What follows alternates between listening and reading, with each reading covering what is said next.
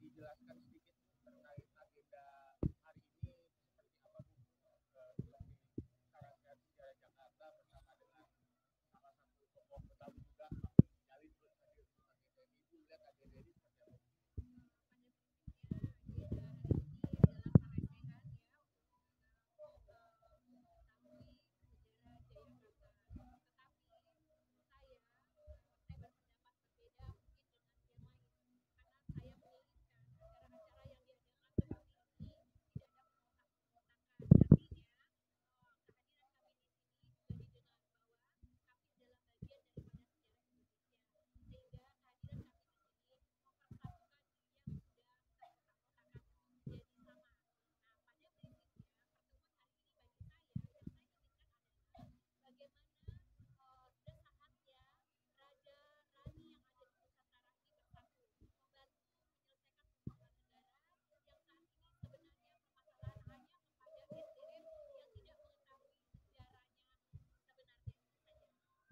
Ibu melihat sebagai salah satu perwakilan raja-raja Nusantara dari daerah Ibu sendiri Bu, dengan adanya saran sejarah Jakarta dan juga nanti dilanjutkan petang sore menjelang petang di Kota Tua untuk acara hiburannya.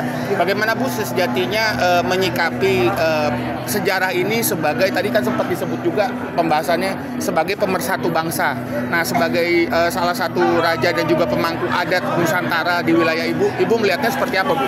Ya, saya melihatnya ini sudah cukup baik karena perayaan ini, perhelatan ini selalu diadakan setiap tahun. Ini adalah kedua kalinya saya menghadiri acara ini. Intinya acara ini hanya sedikit berbenah saja bahwa apa yang ingin diinginkan oleh raja dan rani yang hadir pada saat ini benar-benar tersampaikan, bahwa apa yang ingin kita ingin sampaikan kepada negara tersampaikan, bukan hanya sekedar hadir seremonial, foto-foto, makan dan pulang seperti itu.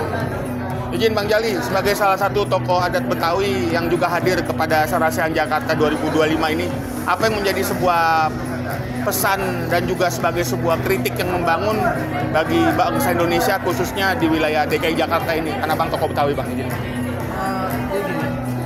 Acara ini sebenarnya bagus dilakukan dalam rangka refleksi sejarah. Oleh karena itu tadi saya sampaikan bahwa ini kan ada beberapa narasumber, profesor, doktor, ya kan, yang ahli sejarah, baik sejarah Islam maupun sejarah Nusantara. Nah, kita ingin bahwa harus dilakukan rekonstruksi sejarah, rekonstruksi budaya. Kehidupan kita hari ini tidak terlepas dari masa lalu. Nah, bagaimana ke depan? Ini kan juga dulu Indonesia dibangun oleh para raja ya Bu ya. Para raja, para sultan, mereka menyerahkan Indonesia. Bahkan saya menegaskan sebelum ada Indonesia, bangsa-bangsa ini nggak ada. Bangsa Batak, bangsa Jawa, bangsa Betawi, bangsa Sunda, bangsa Minang dan sebagainya. Nah, beliau-beliau dulu pendahulu kita bersatu padu, menyerahkan kerajaannya, menyerahkan kesultanannya untuk menjadi suatu negara Republik Indonesia. Oleh karena itu, menyikapi persoalan hari ini saya bilang yang perlu diluruskan itu adalah sistem penyelenggaraan negara. Oleh karena itu saya selaku salah satu juga di kelompok kerja tetap kembali ke Undang-Undang Dasar 45 menekankan, meminta para raja ini untuk bisa dilibatkan dalam mengambil keputusan demi kepentingan berbangsa dan bernegara. Artinya apa? Artinya yang selama ini kalau kita mau jujur secara objektif, secara konstitusional, negara ini punya partai, bukan punya bangsa kita. Rakyat mau demo, wakil rakyatnya tidak mau menemui. Kemudian kebijakan-kebijakan yang tidak pro rakyat, yang seharusnya nih anggota DPR RI sebagai perwakilan representasi dari rakyat yang memilihnya, dia harusnya kan menjadi artikulator untuk menyampaikan, menjadi artikulator, menjadi aspirator untuk menyampaikan dan mengambil keputusan kebijakan termasuk menyusun undang-undang. Oleh karena itu saya minta kepada Pak Prabowo sejak kemarin di media, atas kerusuhan ini walaupun kecil ya, atas carut-marut bangsa ini cuma satu, ini akibat korupsi. Kenapa saya bilang akibat korupsi? Mohon maaf, nanti bisa dikoreksi dan diperdebatkan. Orang semua berlomba-lomba ingin jadi pejabat kemudian korupsi. Nah, kenapa dia jadi korupsi? Karena hukumannya ringan. Bayangkan coba ribuan triliun hukuman cuma 5 tahun, 10 tahun. Orang jadi korupsi. Nah akibat dari itu semua penegakan hukum kacau. Karena apa? Ya suap sono, suap sini. Rakyat dimiskinkan, dikondisikan seperti ini menjadi komoditas, bukan sebagai subjek tapi menjadi objek. Sedangkan bangsa ini, kita rakyat ini, kita sepakat nih mendirikan bangsa untuk kepentingan rakyat gitu loh. Coba, kan kita hafal waktu SD itu keadilan sosial bagi seluruh rakyat Indonesia, itu tujuannya. Nah, kemudian kita mimpi tentang reformasi. Reformasi pun dijegal juga. KPK lahir itu atas keinginan reformasi. Saya ingatkan ya, itu TAP MPR nomor 11 tahun 98 itu tentang KKN. Tapi apa yang kita terima hari ini? Jadi ini Indonesia belum selesai. Jadi ini kemerdekaan yang belum selesai maksudnya. Secara de facto dan de jure oke ya. Tapi masyarakat kita ini seakan-akan belum merdeka. Kesejahteraan ada kesenjangan, kemudian hukum juga seperti Ibu bilang tadi kan. Nah, tapi kalau misalnya ini para raja, para sultan atau pemangku adat atau tokoh masyarakat dikembalikan itu supaya NKRI ini benar-benar bisa terbingkai gitu. Jangan hanya menjadi bingkaian-bingkaian yang sifatnya kamuflatif, yang hanya menjadi konstitusional belaka, hanya jadi macan kertas gitu. Undang-undang ini jadi semacam macan kertas karena apa? Ada yang berlaku untuk kelompok tertentu, ada yang tidak berlaku untuk kelompok tertentu. Maka tidak heran kalau di masyarakat bilang ada hukum itu tajam ke bawah, tumpul ke atas. Nah ini juga KKN sama. Jadi penikmatan terhadap kemerdekaan ini menggali habis-habisan sumber daya alam yang seharusnya kalau kita mau jujur sebelum merdeka itu punya mereka. Nah tapi kenapa? Karena mereka bersepakat membangun NKRI ini. Ya oke, nggak apa-apa kita gabung, jadilah negara Indonesia. Oleh karena itu, apa yang disampaikan oleh Pak Prabowo tentang pasal 33 akan dituangkan, itu memang cikal bakal untuk memakmurkan bangsa. Itu sebenarnya tujuan kita merdeka.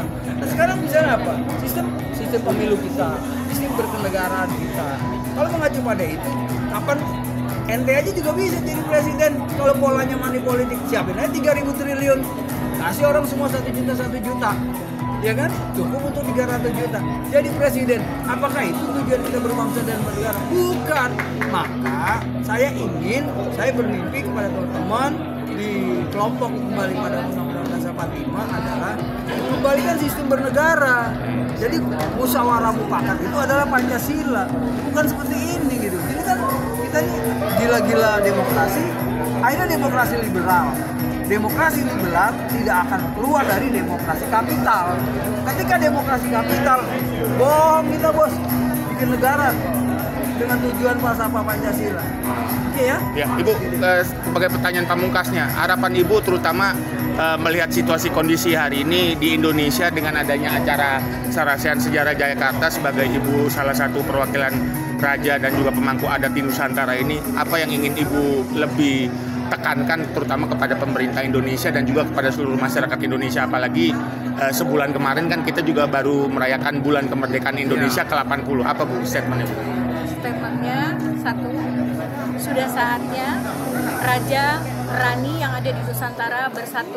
Tidak ada lagi sekarang raja-raja kecil, tidak ada lagi raja-raja besar, semua bersaudara, semua bernegara. Itu saja. Terima kasih banyak kali Bu ya. Pertama dari saya ingin itu ada pelibatan